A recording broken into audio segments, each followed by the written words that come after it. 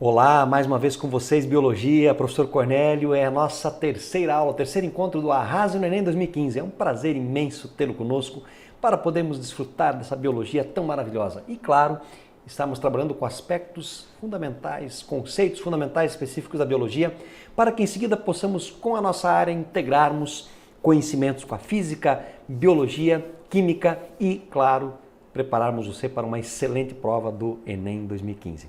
Nós trabalhamos, na nossa última aula, sobre aspectos bioenergéticos ligados à respiração e à fermentação celular. Falamos, portanto, de mitocôndrias e você revisou comigo aspectos ligados às fases do processo de produção de energia na respiração e falamos, claro, no processo também de fermentação e conseguimos resolver alguns exercícios. Hoje vamos falar de uma outra organela muito importante e um outro processo também que costuma aparecer, que é o processo de fotossíntese. Então quero que você acompanhe comigo alguns aspectos relevantes dessa biologia maravilhosa, a biologia que trabalhamos com vocês aqui, a biologia de detalhes, digamos assim, porque lá na parte de ciência da natureza vamos trabalhar com aspectos mais gerais, mais amplos, mas que dependem de conceitos fundamentais, os quais você vai estar revisando conosco aqui. E, claro, o professor Geraldo dividirá comigo o conteúdo. Então, nós vamos ver hoje, na Biologia 1, aula 3, aspectos ligados ao processo de fotossíntese. Nós temos aqui uma organela muito interessante, que é esta organela que você consegue observar aqui, em verde, na verdade são algumas aqui nessa célula, chamada de cloroplasto. Nós vamos revisar rapidamente aqui. Nós temos um núcleo nessa célula, o núcleo que tem, obviamente, uma carioteca dupla, uma membrana nuclear dupla. Temos no citoplasma inserido o complexo golgiense, que tem por função empacotamento, secreção, formação do acrosoma do espermatozoide, também dos pectatos de cálcio e magnésio no processo de divisão celular vegetal. Temos aqui a parede celular, que nesse caso ela é formada por celulose, a membrana plasmática. Você observa aqui esses pequenos buracos, esses pontos, são aqueles plasmodesmos que eu falei para vocês, que são típicos de uma célula vegetal. Os cloroplastos, aos quais veremos agora, mitocôndrias que fazem a respiração, o vacúolo de suco celular, que está ligado ao processo de osmorregulação, e vamos ter aqui o retículo endoplasmático. Quando não tem mitocôndrios associados, ribossomos associados, ele é liso e quando tem, ele é rugoso. Quando ele é liso, ele faz produção de lipídios e transporta. Quando ele é rugoso, ele faz síntese proteica, que é a principal função. O destaque hoje é para os cloroplastos. Então vamos olhar com carinho para esta organela. Olhando o cloroplasto, nós vamos observar que aqui também existe uma teoria, que é a teoria endossimbiótica, a mesma que nós falamos lá para as mitocôndrias, para os cloroplastos. Se acreditam que os cloroplastos eram algas unicelulares que obviamente faziam fotossíntese. Essas algas foram englobadas por uma célulazinha e elas não foram digeridas, elas continuaram com a função de fazer fotossíntese. Quais são os indícios que corroboram para essa teoria? Uma, que existe uma membrana dupla, membrana interna e membrana externa. Outro indício forte é que existe um DNA próprio. Portanto, nós vamos ter um cloroplasto com a capacidade de se multiplicar independentemente da célula, assim como as mitocôndrias. Existem também ribossomos próprios. Você observa aqui, membrana interna, membrana externa. Agora, esse líquido que existe aqui, que nós chamávamos lá nas mitocôndrias de matriz, aqui nós chamamos de estroma. Inclusive apareceu numa questão que nós trabalhamos com vocês. Então o estroma, que seria proporcional à matriz mitocondrial. Vamos ter aqui um espaçozinho entre as membranas, e vamos ter agora uma estrutura muito especial, que parecem pequenas moedas. Cada pequena moeda dessa chama-se de tilacoide. Um conjunto dessas moedas, uma pilha dessas moedas, nós chamamos de granum. Granum. E todas as moedas juntas, isso aqui é um granum. Aqui nós temos um tilacoide, tilacoide, tilacoide e temos o granum. Todos os grânulos juntos nós chamamos de grana. Então faça associação, grana, né? Muitas moedinhas junto. Tá? Essa estrutura de um cloroplasto. Quem tem cloroplasto? Os indivíduos que são o quê? Autótrofos. Tá? Os autótrofos, ou seja, aqueles que fazem a produção do próprio alimento através, claro, de gás carbônico, nesse caso aqui, e água. Beleza? Então vamos avaliar agora esse processo todo. Quando se fala em fotossíntese, fotossíntese é a capacidade que os seres autótrofos têm de produzir glicose e oxigênio, além da água, a partir de gás carbônico e água. Então vamos lá. Ó, essa é a reação global, total, do processo de fotossíntese. Aqui nós vamos ter o gás carbônico mais a água. Através da luz solar e da clorofila, nós vamos observar que esses seres autótrofos conseguem produzir glicose, água e oxigênio. Esta é a reação geral da fotossíntese. Gente, se você observar com o que nós vimos há pouco, nós falamos em respiração. Eu falei que a respiração fazia o quê? Ó, a glicose mais o oxigênio eram degradados, liberavam o quê? Gás carbônico, mais água e mais ATP. Se você observar, esta glicose mais o oxigênio não vem daqui, da fotossíntese? E se você observar, o gás carbônico mais água não vão ser utilizados para fazer a fotossíntese? O resíduo da respiração é usado na fotossíntese. Tá? E o produto da fotossíntese é usado na respiração. Então essa relação é muito importante. Os seres autótrofos, as plantas, as algas, produzem o oxigênio e o gás carbônico e todos que respiram utilizam, inclusive as algas e também as plantas. Por esse motivo, creio que muitos de vocês já ouviram falar, é porque a Amazônia é o pulmão do mundo. A Amazônia nunca foi e nunca vai ser o pulmão do mundo. Porque as plantas que estão lá, elas produzem sim o oxigênio e a glicose, mas também respiram. Agora, o superávit de oxigênio que nós temos, ele vem da onde? Ele vem das algas, do fitoplâncton, né? Das algas que produzem oxigênio que sobra para nós, né, seres heterótrofos, utilizarmos. Ok? Vamos agora avaliar as etapas do processo de fotossíntese. Nós vimos que na respiração tinham 3 etapas. Na fotossíntese tem 2 etapas. Acompanhem comigo as 2 etapas. Então, se nós olharmos aqui, essa é a equação geral. Agora, nós vamos analisar com vocês a primeira etapa, que é a chamada etapa fotoquímica. Nessa etapa fotoquímica acontece uma coisinha bem interessante, chamada fotólise da água. Se você quebrar a palavra fotolise, lise é quebra, destruição, foto, luz. Então, a quebra de uma molécula de água através da luz. Tá? E olha agora que coisa interessante para você entender. Tá? Nesse processo, a água ela vai ser quebrada através da luz. Tá? Claro, temos a clorofila também lá nos cloroplastos e vai produzir o quê? O hidrogênio mais os elétrons, a quebra, né? E vai produzir oxigênio. Então, o oxigênio que nós respiramos, gente, muita atenção nisso. O oxigênio que nós respiramos, ele vem da água e não do gás carbônico. Tá? Além do mais, se você analisar, esses hidrogênios e esses elétrons aqui são pegos por um aceptor intermediário de elétrons. Lá na respiração nós falávamos em NAD, aqui nós falamos em NADP. Lá também falávamos em FAD, aqui falamos em NADP. Então o NADP, pegando os elétrons e o hidrogênio, ele vai ficar, obviamente, NADPH2. Tá? Só que uma coisa curiosa também, nesse processo também, há a liberação de energia, tá? Há a produção de energia. Ó, o processo de fotofosforilação. O que é fotofosforilação? É a adição de fosfato em presença de luz. Portanto, nessa primeira etapa, há a produção de 2 ATPs de energia. O ADP vai formar, né, o ATP.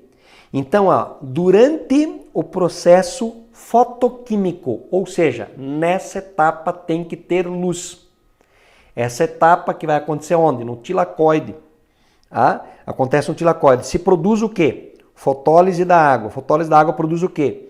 Oxigênio, o NADPH2 e ATP. Essa foi a primeira etapa.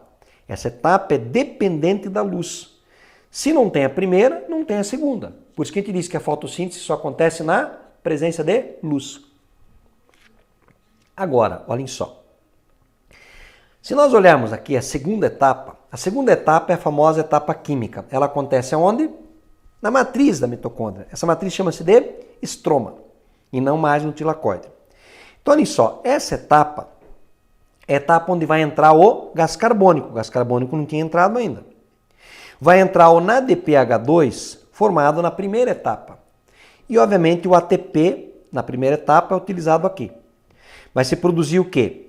Glicose, água e, claro, né, vai ser degradado o ATP em ADP mais fosfato inorgânico.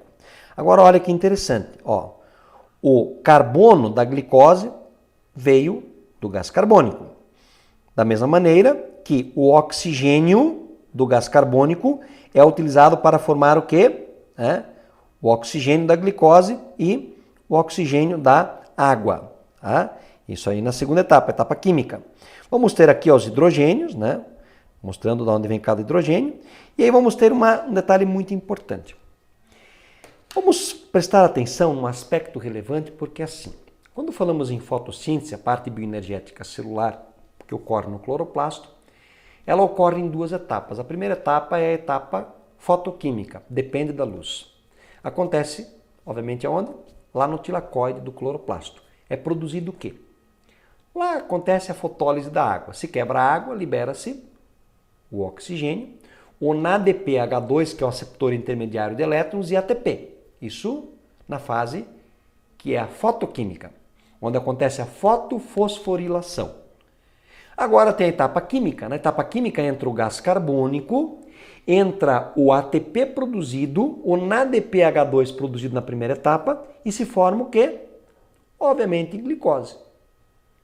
O oxigênio foi produzido na primeira etapa e a água, além do ATP ser quebrado em ADP mais fosfato inorgânico. Vamos acompanhar o resumo agora na tela? Acompanhe comigo. Então, nesse resumo, você observa o seguinte, ó, olhem só. A luz, tá? Aqui nós temos o tilacoide com clorofila, a etapa clara ou fotoquímica. Aí nós vamos ter o quê? Nessa etapa, a água, ó, aconteceu a fotólise da água. Liberou durante o dia, ou quando tem luz, oxigênio. Mas também, ó, ATP e se formou o NADPH2. Beleza? A segunda etapa, que é a etapa química, o gás carbônico entrou. A fase escura ou termoquímica, então ela não é fotoquímica, não tem luz. E aqui o chamado ciclo das pentoses ou ciclo de Calvin. Lembra daquele que apareceu num exercício? Se produziu o quê? Ó, composto orgânico que é a glicose. Aqui se produziu a glicose, também água. Tá? E aí, claro, né, o ATP virou ADP mais fosfato inorgânico. Então essa relação, observem que é uma relação íntima entre a etapa clara e a escura. Observem as setas nos 2 sentidos. Uma etapa depende da outra. Ok? Interessante o processo de fotossíntese. Então vamos lá. Agora um outro aspecto relevante. Quando nós falamos na luz, a incidência da luz sobre a planta, a clorofila obviamente tem uma cor esverdeada. Você sabe muito bem que a luz branca ela acaba se fragmentando, né, em vários outros espectros de luminosidade. 7, como as cores do arco-íris. E a luz verde, se ela incidir sobre a clorofila que é verde, ela será repelida e não absorvida. Portanto, não é uma boa luz para fazer fotossíntese. Então tem um espectro de absorção que é melhor, a absorbância de certas cores é melhor para a fotossíntese. Isso que o gráfico coloca. Absorvância por parte de quem? Da clorofila. Nós temos a princípio duas clorofilas, a A e a B, para as plantas superiores. Vamos analisar aqui. Então nós vamos ter o seguinte, a clorofila A, a absorvância da luz, a gente vai observar aqui que a absorvância dela é mais ou menos aqui. Ó. Ela é muito alta aqui e ela é muito alta aqui. Então, você vai ter uma cor aí mais amarelada, né, por laranja, e onde ela é bastante alta. Aqui, desculpem, no vermelho. A clorofila B, nós temos uma absorvância aqui quase no azul, né, etc. E a absorvância aqui também, mais indo para o vermelho, né? Vermelho, violeta, etc. Então não é uma absorvância grande onde é verde. Ó. Nenhuma das duas aqui, a absorvância é baixa quando é verde, porque o verde é refletido. Ok? Então os espectros de absorção para a clorofila A e B tem uma absorvância não muito grande, pequena ou quase zero em verde, mas em azul, violeta e laranja aí a absorvância acaba sendo maior. Tá? E então agora vamos resolver alguns exercícios. Tá? Uma coisa interessante, quando você resolve uma questão do Enem, vamos imaginar que essa questão fosse do Enem. Tá? Imagine lá, o Enem não tem 4 itens, tem 5 itens. Tá? A, B, C, D e E. No Enem, obrigatoriamente a questão é feita assim. Existe uma situação problema. Por isso que nos Enems anteriores, né, em 2008, 2007, os textos eram muito longos. A situação problema não era muito enxuta, hoje ela é mais enxuta. Você tem uma situação problema. Aí existe um enunciado. Esse enunciado ele não pode trazer nenhuma informação nova que a situação problema já não tenha trazido, não pode trazer nada novo. Por exemplo, eu falei lá da célula na situação problema, de repente eu cobro alguma coisa ligado à parte de fisiologia que não tem nada a ver diretamente com o texto, não pode. Então, o enunciado. Aí tem o gabarito e os distratores. O gabarito, claro, o item, o gabarito aqui está correto, e os distratores que estão incorretos. Só que os distratores, eles têm que ter uma certa lógica. E eles não podem ser excludentes. Por exemplo, um distrator, você está falando em biologia celular, ele cobra uma coisa bem boa, bem idiota, assim, cobrando lá de bioquímica, que não tem nada a ver com biologia celular de forma direta, ou com aquele item de forma direta. Não pode. Ou de repente coloca uma piadinha, não pode. Por quê? Porque no Enem, cada uma das alternativas tem valores. Então, por exemplo, imagina que a questão toda vale 1, vale a 1. A alternativa A, vamos imaginar que ela é certa, então ela vale 0,4. A B é muito parecida com a correta, então ela vale 0,2, por exemplo. E as demais, né, alternativas, tem uma outra que, vamos imaginar que já deu aqui 0,6, né? Que a outra também tem uma outra que é muito parecida com a correta, ela vale mais 0,2. E as duas últimas são muito diferentes, portanto 0,1, 0,1, fechou 1. Então mesmo que você marque errado aquele item como resposta, você não zera, você ganha uma nota. Beleza? Aí nós temos a famosa TRI, né? Teoria de resposta ao item. Nós nunca sabemos quanto vale cada questão, porque cada questão foi calibrada, ou seja, todas as questões do Enem, elas já foram aplicadas em algum lugar no Brasil e se colocou um peso para essa questão. Questões mais difíceis valem mais fáceis valem menos. Então quer dizer que se eu chutar, acertar todas as difíceis, eu vou tirar mais nota? Não, eles vão pegar um perfil teu. O chute não é indicado para o Enem. Ah, Cornélio, então se eu marcar qualquer coisa, eu vou tirar alguma nota? Vai. Porque os itens, cada um tem um certo valor. Claro, não vai passar em lugar nenhum, mas vai tirar uma nota. Assim como na redação é a única que consegue valer 1000 pontos. Né? Interessantes esses aspectos aqui. Então vamos analisar uma questão que não é do Enem, mas tem aspectos específicos da biologia aqui que vale a pena nós recordarmos. Vamos lá. Temos aqui o seguinte. Ó. As reações químicas representadas no esquema podem ocorrer em uma mesma célula. Então vamos lá. Nós temos aqui fase luminosa, etapa fotoquímica. Água, luz, claro, clorofila.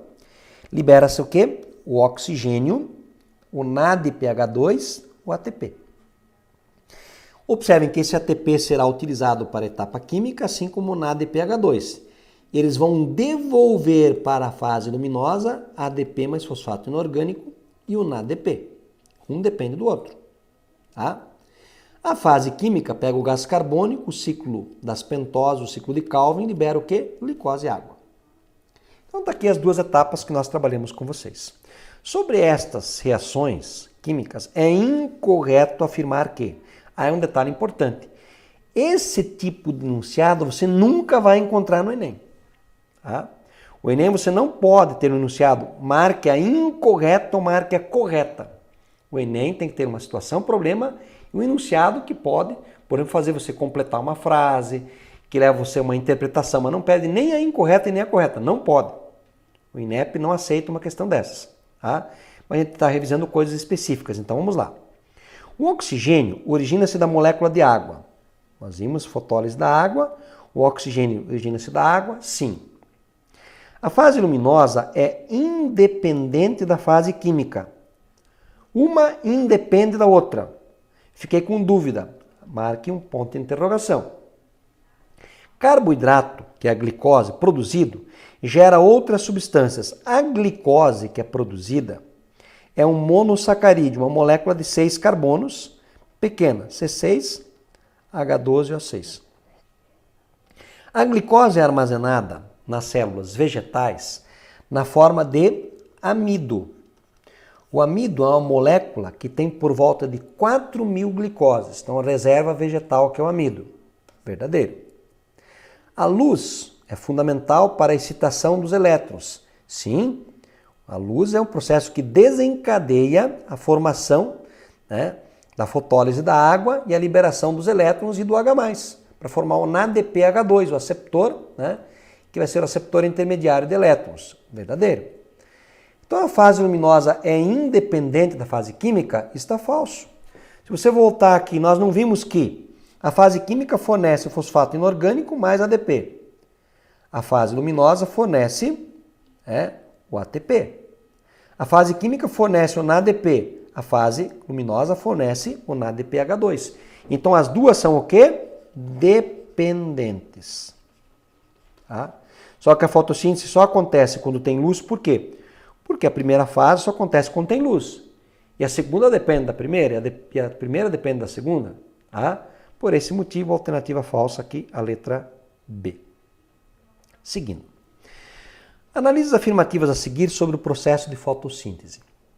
Na fotossíntese, o gás carbônico e a água são reagentes, a glicose e o gás oxigênio, entretanto, são produtos. Vamos lá, fotossíntese. Gás carbônico mais água, produzindo glicose, C6H12O6. Tá? Obviamente, o que vai ser produzido além da glicose? Né? Entretanto, a glicose e o oxigênio são os produtos. Isso tudo através da luz e da clorofila. Então, o que nós temos antes da seta aqui, nós temos os reagentes. Após a seta aqui, o produto. Então, essa alternativa verdadeira. As plantas terrestres obtêm o gás utilizado como reagente na fotossíntese, normalmente no ar atmosférico.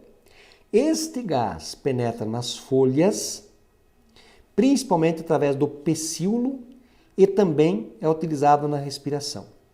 Então, o que é pecíolo? Olha a pegadinha aqui. Aqui você tem uma folha, você tem o limbo, que é essa parte mais destacada, então as nervuras. Né? Você tem aqui o pecíolo, que é o cabinho, e aqui a bainha, onde a folha está grudada no caule. Tá? O oxigênio, o gás carbônico entram por aqui? Não, né, gente? Então, falso. As trocas de gases acontecem basicamente pelos estômatos e pelas lenticelas. Portanto, falso. Nas folhas dos vegetais existem células portadoras de clorofila, um pigmento esverdeado que é capaz de absorver a energia solar. Sim, o processo denominado fotossíntese ocorre nessas células. Beleza, verdadeiro. Parte das substâncias produzidas por uma planta durante a fotossíntese é utilizada pelas próprias células onde ocorreu o processo, claro, é utilizado pela respiração, e parte é exportado para as demais regiões da planta por meio de vasos lenhosos. Então, olha que interessante.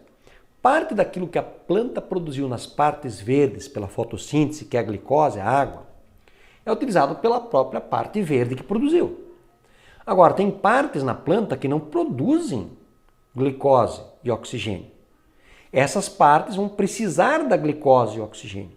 E aí, isso vai ser transportado para as diferentes regiões, como a raiz, por exemplo, através de vasos chamados liberianos ou floemáticos, que transportam a seiva chamada elaborada, que tem água, tem açúcares, tem hormônios, tem aminoácidos, tem vitaminas.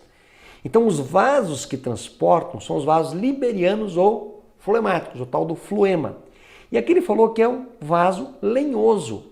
O vaso lenhoso é o vaso de xilema, que transporta a seiva bruta, água mais sais minerais, das raízes para as partes que fazem fotossíntese. Portanto, falsa essa alternativa somente por causa dos vasos lenhosos.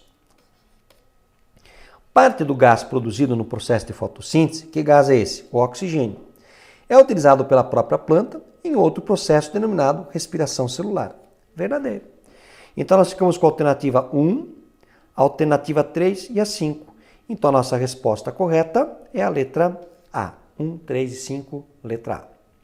Seguindo, mais uma questão.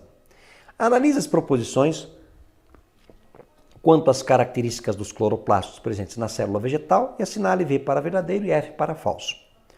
Os cloroplastos são organelas constituídas por duas membranas e possuem DNA próprio. Corretíssimo.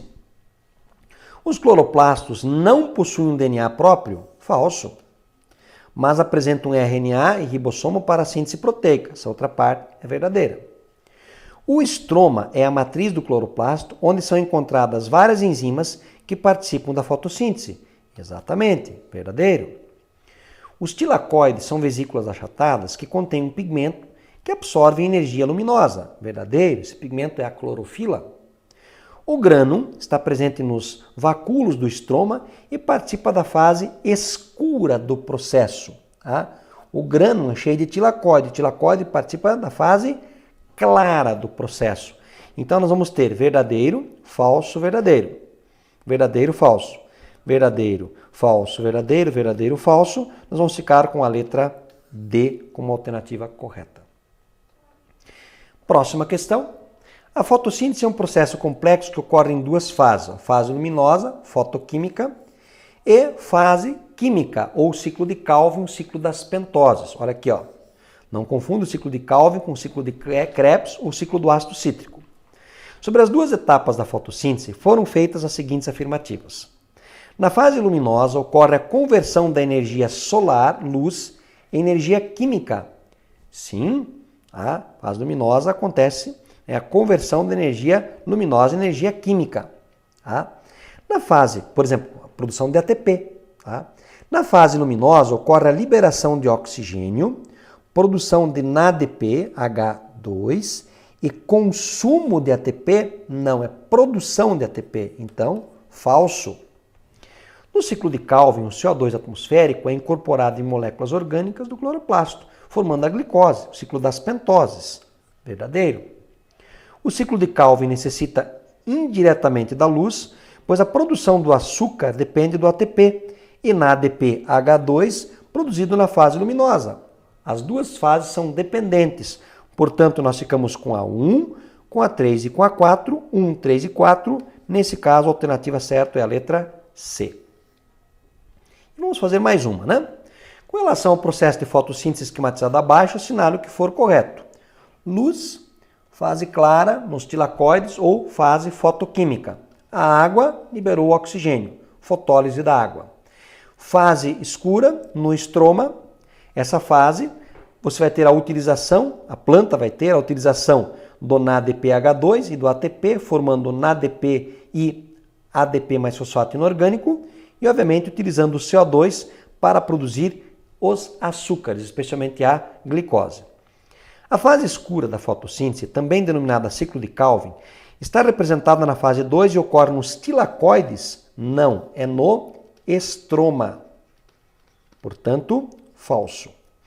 Na fase 1, os átomos de hidrogênio provenientes da água e os carbonos obtidos a partir do gás carbônico ocasionam a produção de glicose. Na primeira fase, a produção de glicose? Não, não há produção de glicose, só de oxigênio. Na fase 1, a produção de hidrogênios e gás carbônico? Não, de oxigênio. Portanto, falsa alternativa também. Nos eucariotos, A fotossíntese ocorre nos cloroplastos, já nas cianobactérias. A fotossíntese ocorre em conjunto de membranas semelhantes às membranas do tilacoide, localizadas no citosol, porque não tem uma organela com membrana, portanto, verdadeiro. A fase clara da fotossíntese, ou etapa fotoquímica, está representada na fase 1 e ocorre na presença de energia luminosa, que é absorvida pela clorofila e armazenada na forma de ATP. Verdadeiro também, somatório 24. Gente, essa foi a nossa terceira aula. Falamos sobre processos aí de fotossíntese. Tá? Um grande abraço a todos e até o nosso próximo encontro. Bons estudos e arrasem no Enem 2015. Valeu, pessoal!